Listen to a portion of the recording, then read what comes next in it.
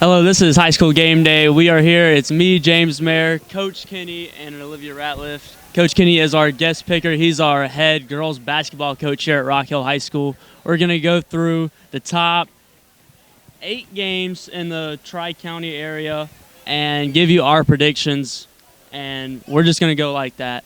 All right, we're going to start with Chesterfield, who is 6-1, and Sherrall, who is 5-3. So my pick for this game is Sherrall. Chesterfield does have a great offense, but a mediocre defense. So Sherrall's run game is really, really good, and I just really do not think that Chesterfield will be able to stop them. Wow, she really did her homework. I'm going to counter her and say I'm going to go with Chesterfield. Right now, I think they're leading the region, if I'm correct, and they're 6-1. I don't see an upset right here. I'm going with Chesterfield.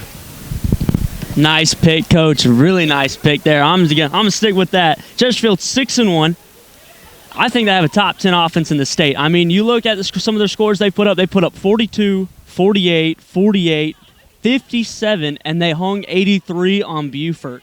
I don't think that Sherrall can put up that many points. I think Chesterfield blows them out of the water. I think that all they have to do is stop Sherrall twice, and they've got this game in the bag. Next up, canceled game. We're still going to give you who we thought would have won. Beaufort was 1-7 versus Andrew Jackson, who was 6-3. Andrew Jackson senior night game was canceled because Beaufort has COVID.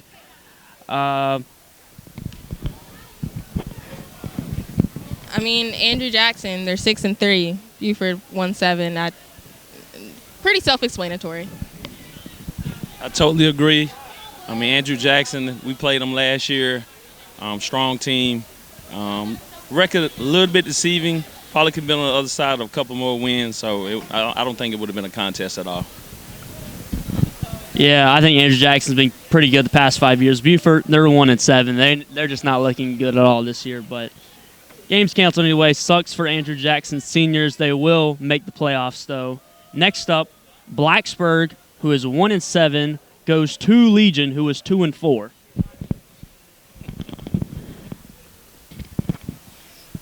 This one's a tricky one for me. I think Blacksburg only has one win, but I think they're pretty tough athletes. I think they're very capable of pulling out a win over Legion. Legion has won 2 straight games, so they still have momentum coming off, hopefully. So it could go either way. I don't really have a pick. This one right here, I have to go with Legion. Their schedule has been very demanding. They're in a situation where not too many teams are willing to play them right now. So with Bobby Carroll and some of those coaches on that staff, I think this is going to be I'm not going to say a cakewalk for Legion, but I feel that they're the better team. Their record doesn't indicate it, but they're the better team right now, and they'll probably win handily. This game right here, haven't watched a lot of Legion. They're 2-4. They've won the last 2 straight, like Olivia said. I do agree with that. They do have momentum going into this game. But this is Blacksburg we're talking about. I have watched Blacksburg play in the past. They don't like to give up quick. I think they've had a bad year. They're 1-7. I don't think they go out 1-8. I think they go out last game. They have to go out. They got to win this game. I think Blacksburg's going to win. I think they'll win by probably 10. I just think they have better athletes. Next up, big game here. York, who is surprisingly 7-1, is going to D3 South to play South Point, who is 6-1. Both are 3-0 in region play. This is for the region championship. Who's going to be the 1 seed in the playoffs for their region? Olivia, we'll start with you. Like you said, James, a surprising season. York being 7-1 and being really successful in their run game too. But South Point, on the other hand, is such a great team, a really unstoppable team. They have lost 1 game, but it was a really close game. And I think that York might be able to pull off the win against South Point. Being in South Point's environment, maybe not, or maybe it might be a little more of a challenge, but I think York is definitely capable of beating South Point. Wow, this is another interesting game. 2 teams, 7-1, strong records. I think the deciding factor is where the game is being played at. I think right now, would it be playing in D3 South, which is the Stallion Den, I think that gives them the upper hand. Honestly, it could be a toss-up either way. You put those two teams on a neutral field, and it could go either way. But right now, considering it's at South Point home stadium, I'm gonna have to go with South Point. And I think it's gonna be a close game also, probably about 3 or 4. Yeah, Coach, I think it's going to be a close game, too. Who do I think is going to win? Shoot, York, they like to control the ball. They have great time of possession in every single game they played this year. Their one loss was early in the season. They have a lot of momentum going into this game. I feel like if York controls the ball enough and just has a lot of time of possession, I think they go out and shock South Point on the road and win the region for the first time in probably a very long time. I think York's just had that good of a year. They have a really good mobile quarterback. I think York comes out, shocks South Point, but yet again, close game. Next up, Lancaster, 2-4, goes to Indian Land, who is 4-3. Indian Land has lost 3 straight games, and Lancaster hasn't been great in a very long time. But I really feel like this is still going to be a close game. My pick for this game is Indian Land, and we'll see what happens. This is a very intriguing game. It's kind of like a rivalry game, but not that intense of a rivalry game because it is in Lancaster County. Lancaster doesn't get a good rep like they should get. They have great skilled athletes.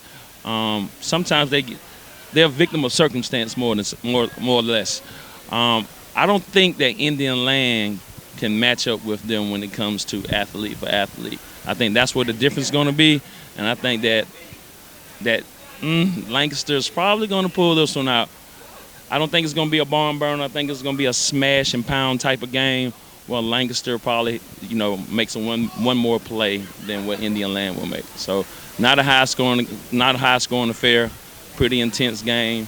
It's going to come down to somebody making that big play, a fumble recovery, an interception, maybe a block punt or something like that. So, I'm going with Lancaster in this game. Not a bad pick, Coach. You took a lot of points I was going to say. I do think Lancaster has a lot of good athletes. But the main point I'm going to give out, Indian Land's lost 3 straight. This game, they're both 0-3 in conference play. The winner of this game is the last seed in the playoffs for their region. So this is a big-time game for both these programs. But once again, Indian Land has lost 3 straight. We don't know where they are at mentally. Their 4 wins are against small schools that don't really compete that much. Another thing with Indian Land, they lost a game spiking the ball on 4th down. We don't know what is going on there. They do have a funky formation. They have some wildcat formation that apparently nobody's stopping this year, but I think Lancaster's got better athletes than them. I think there's yeah, but I really think Lancaster comes out, shocks Indian Land on the road at Indian Land's new stadium, and Lancaster will make the playoffs at the 4th seed. Next up, Fort Mill, 1-7 at 9-0 Gaffney. Come on, Olivia, what's your pick here? It's not much to say. Fort Mill's 1-7. I don't think they've really had a strong football team, and who knows when. And Gaffney, 9-0.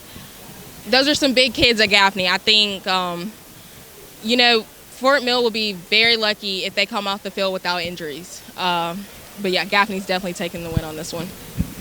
Well, I beg to differ there, but I'm not going to differ. This game is not even going to be close. Gaffney can play their backups, I hate to say it, their JV team, their 9th grade team, and win this game pretty handily. I say the injuries, not to Fort Mill, is the injuries that could possibly happen to Gaffney, which would be my concern. They're going to win the region championship. They got it all locked up. High seed in the playoffs. So this game is not going to happen the way Fort Mill wants it to happen. I got a shocker here, guys. Big shocker. You can say all you want to. Gaffney's got 18 state championships. Fort Mill's 1-7. Gaffney's 9-0. They're easily going to be the 1 seed in their region. But here's the shocker. Gaffney will only win by 40. That's the shocker. They're going to play their They're going to play the backups. I think Gaffney just demolishes Fort Mill. I don't think this is close at all. There's no way Fort Mill scores in the first half. Fort Mill probably getting ready for basketball. Yeah, Fort Mill's getting ready for basketball for sure. Next game up, Clover, 3-4, at Nation Ford, who is 4-4. This game is for the 2 seed in their region. Both teams are 2-1 in conference play. Both losses to Gaffney for both teams. My pick for this one is Clover. I think Clover being 3-4 doesn't necessarily reflect what good of a team they are, but I think if Clover's offense can get into a really good rhythm, Nation Ford might have a really hard time stopping them. So my pick is Clover. I must agree right here. This is a very intriguing matchup. Nation Ford is not a bad team. They do have some skilled athletes on the team. I think they just had a bad draw this year for some of the opponents that they have played. But Clover is really good. I don't think they get enough credit for how good they actually are. They have a strong offense. They have a good defense, and Coach Lane is probably one of the better coaches in the state of South Carolina. And he's going to throw that ball all over the place, and he's going to make some smart decisions. So I feel that because of that X factor right there, that Clover is going to take this win. And I don't think Nation Ford has enough to derail them, especially after the strong performance that Clover had last week against Gaffney. Yeah, not a bad pick from Coach Orr, Olivia. I'm going to pick Clover. I mean, people are just forgetting that this team was a game short of going to the state championship 2 years ago when they had their miraculous run. But this team still has athletes, and people still count them out. And the games they've lost, they've been close games. I don't know why people are counting Clover out of this one. Nation Ford, I think they are a good team. I just don't think they can compete with Clover. I think Clover's going to take this. They're going to have a home playoff game next week, and they're getting ready for the playoffs. Nation Ford will be the 3 seed and go on the road somewhere else. Next game, winner will make the playoffs. Ridgeview is 3-4. They will head to Blythewood. They are 3-5 on the year. What are your picks, Olivia? This is very, very difficult. I think Ridgeview, I can't say, has played very strong this season, and neither has Blythewood. And I know I'm kind of torn. I'm gonna pick Ridgeview. I think coming off of a win, unfortunately, last week, they might have had a confidence booster that they needed to kind of get started and to get serious about it. So I'm gonna take Ridgeview. This is another one of those rivalry games, and I'm going to agree with Olivia this one. I'm going to have to go with Ridgeview. I was more impressed with what I saw them when they played, our Bearcats. To me, they were a lot more athletic, more disciplined than Blythewood. So right now, I feel that gives them the edge. But it's a rivalry game. Anything can happen, and it will happen, but I still think Ridgeview has just enough to make it happen. All I got to say, not so fast, my friend. Y'all are forgetting. Blythewood may be 0-3 in region play, but don't count them out. This Ridgeview team is very undisciplined when it comes to some things. Their defense has a lot of kinks in it. So does their offense. I think last week's game was just an off game from their opponent. Now, we're forgetting here. Ridgeview has a lot of athletes. I'll give them that. But they are just so undisciplined. And people will just forget. Blythewood is running an option offense. If you're undisciplined, can you stop the option? You really can't. It's really hard to. That's why you see Army and Navy have a lot of winning seasons these past few years. Undisciplined teams, they don't know how to stop the option. I think Blythewood, at home, shocks Ridgeview. I think the option catches the athletes off guard. I think Blythewood upsets Ridgeview, and they will have their one region win this year. I know. Final game of the evening, the big one, the battle for Rock Hill. Northwestern 8-1 at Rock Hill 2-5. This game is at District 3 Stadium at 7:30 tonight. Olivia, please give me your picks on tonight's game.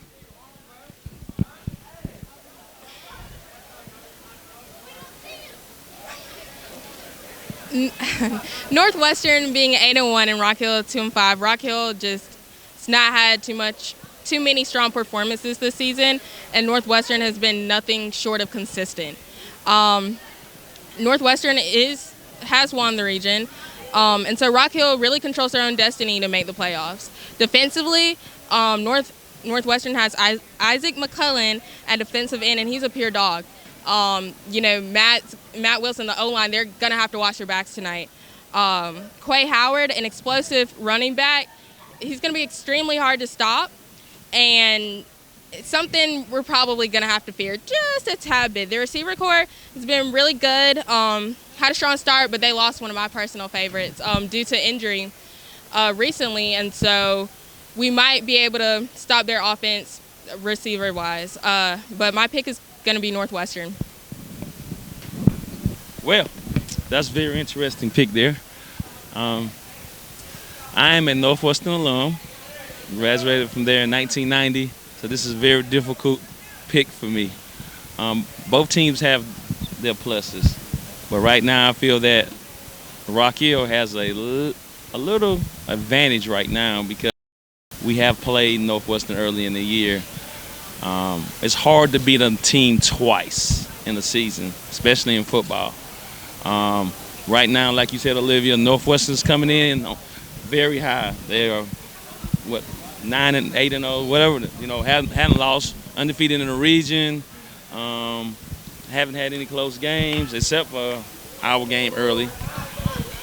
I think they're going to be a little too cocky. I think they're going to come in with a big head. I think they're going to come in, on their high horse and think it's going to be a cakewalk. And here's another factor that I think is going to play into effect. It's the weather. To throw that ball around the field like they want to, the weather has to be pretty good. And last night basically showed that if the weather's not good, it's not going to happen. So, in the shocker, in the upset, I'm going to go with these Bearcats, baby. They're going to win, and they're going to shock the state tonight. A lot of good points there, Coach. A lot of good points. Northwestern, 8-1. Their one loss in week 0 against South Point. Very early on. 8-game win streak. They're riding high. They're 3-0 in region play. They've taken the region. They're the 1 seed. They're in the playoffs. They've beaten Rock Hill big before this season. What do they have to play for now? What do they have to play for? Rock Hill is fighting to stay in the playoffs. They're the 4 seed in the region. If they win, they're in. I think Rock Hill has a lot more to play for than Northwestern. Now, Northwestern still has that purple wave. Can Rock Hill stop that? I think Rock Hill will do a better job this time around with that purple wave that's going to kick in that second half. And, Northwestern, I really don't feel like they have anything to play for right now. Rock Hill has to play for everything. Everything is on the line for this Bearcat team. And that's why I'm going to pick the Rock Hill Fighting Bearcats to take down 8-1 Northwestern. And that is your final pick of the night. Thank you for coming to High School Sports Center.